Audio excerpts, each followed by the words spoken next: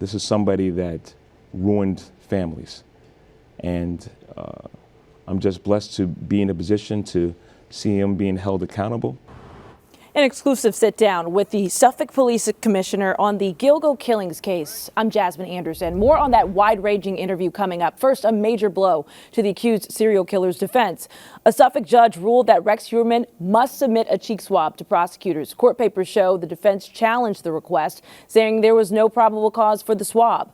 Prosecutors and police say DNA evidence is crucial to the case. Suffolk Police Commissioner Rodney Harrison talked about that in our exclusive interview. He also updated us on where the investigation stands now and why he calls Heuermann a demon. Sherry Einhorn has a story. Welcome, Commissioner, and thank you for being here. And for a candid one-on-one with Suffolk's Police Commissioner on the status of the Gilgo killings investigation. The county's top cop, Rodney Harrison, telling Newsday's Joy Brown he was surprised how few resources were dedicated to solving the cold case when he took office. When I found out that there was one investigator assigned to this case, I was like, this case is never going to get solved like that. What we're going to do going forward, I want a sergeant, I want at least 2 detectives dedicated and assigned to this case, and that got the ball rolling. 3 detectives and that sergeant were then reassigned to investigating this case specifically. The commissioner, like the district attorney and the sheriff, praised the multi-agency task force for identifying and then arresting a suspect, Rex Heuermann from Massapequa Park. But he admitted when he first reached out to the FBI about participating, he says the agency was reluctant. We were concerned about, I guess, some past relationships where they weren't necessarily part of being inside the loop of the case. So I reassured them. I said, that's something that you don't have to worry about any further. When asked if Heuermann would be connected to the other bodies found along Ocean Parkway, Commissioner Harrison said, time will tell. Harrison told a room full of Newsday reporters he didn't sleep in the days before the arrest. It was scary knowing that this individual was still on the streets. But once the suspect was in custody, Harrison described him as a demon, a description he admits he's been challenged on. I asked him about it. I'm very confident that Rex Heuermann's our subject. Because of my confidence, I'm going to call him what I want to call him. Somebody that ruined families, somebody who was a predator, somebody who shattered lives. For NewsdayTV, I'm Sherry Einhorn. Watch the full 30-minute conversation with the police commissioner now and see the latest on the investigation on Newsday.com. Click Get More below the NewsdayTV video box. Happening today, jury deliberations in the federal wrongful death lawsuit against Suffolk Police. The federal jury is weighing charges in the multi-million-dollar civil rights case brought by Kenny Lazo's family. Suffolk police officers are accused of beating Lazo to death during a 2008 traffic stop. I just hope that my brother gets justice, because at the end of the day, he was a human being and they failed to take him to the hospital.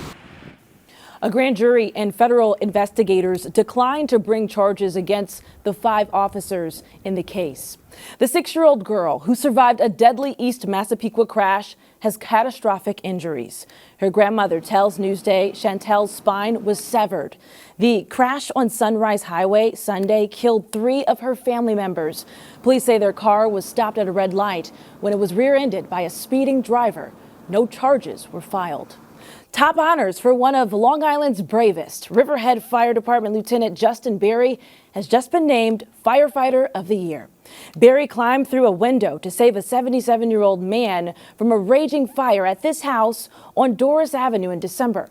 The honor comes from the Firefighters Association of the State of New York.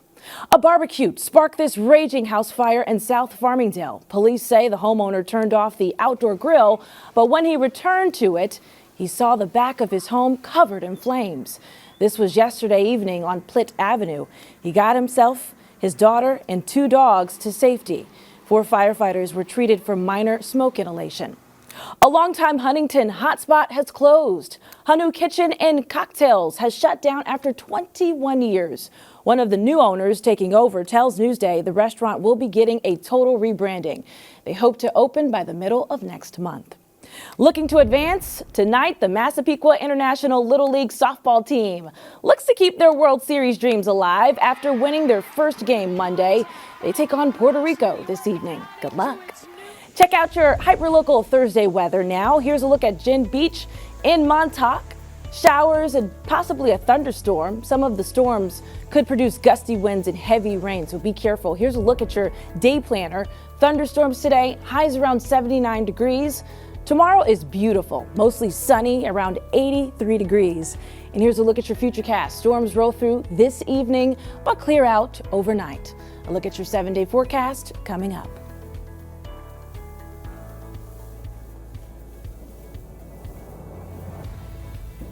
Long Island weather is brought to you by King O'Rourke Automotive Group. Some teens are taking part in a high-flying summer camp. Look at this. They are taking to the skies of Suffolk. Sherry Einhorn has a story you'll see only in Newsday.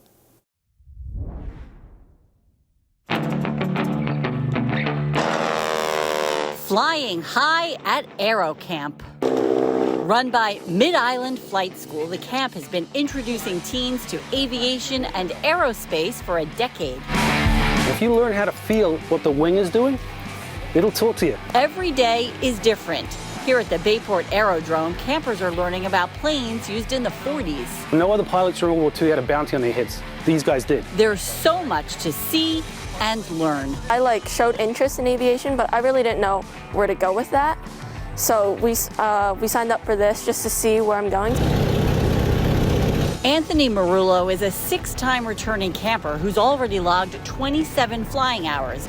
He says his passion for flying started early on. When I was little, my grandfather would always take me to JFK to watch we would sit on the top of a garage for hours and just sit and watch planes. Now, aviation, like life, requires good communication skills. That's what this project is focusing on. They got to find out about the weather, here, there, coming back, type of a thing. They have to talk to the tower or ground.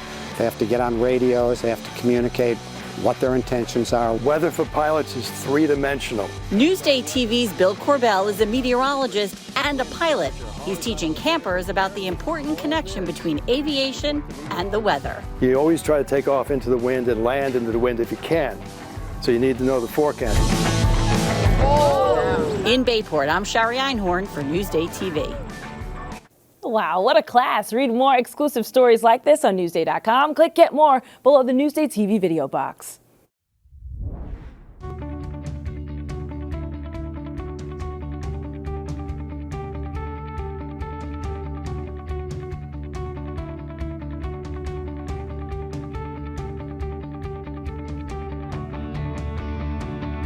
What's Up on Long Island is brought to you by PC Richard & Son.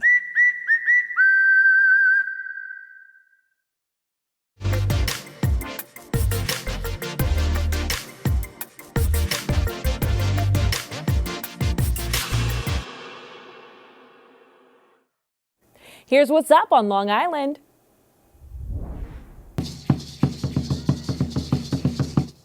Check out the Palmanaki Powwow. The outdoor event features Aztec and traditional dancers, drumming, Native American food, and a dance competition. Bring chairs or a blanket down to Tanner Park in Copeg Saturday and Sunday. Chaz Palminteri is bringing a Bronx Tale the Musical to Oakdale. Shows start on Saturday and runs through August 26th at the CM Performing Arts Center. Here we have a quiet little motel, tucked away off the main highway. See the Alfred Hitchcock retrospective. The master director will be in the spotlight for 6 consecutive days with daily screenings of his films. It starts Friday at the Cinema Arts Center in Huntington. For admission info and more events, click Get More below the Newsday TV video box on our homepage. Newsday brings you the latest on the Gilgo Beach killings with Suffolk Police Commissioner Rodney Harrison. Learn about the investigation, the suspect, and where the case goes from here. A conversation with Commissioner Rodney Harrison, now available at Newsday.com. I'm Jasmine Anderson. Thanks for watching. We'll leave you with a look at your hyperlocal 7-day forecast.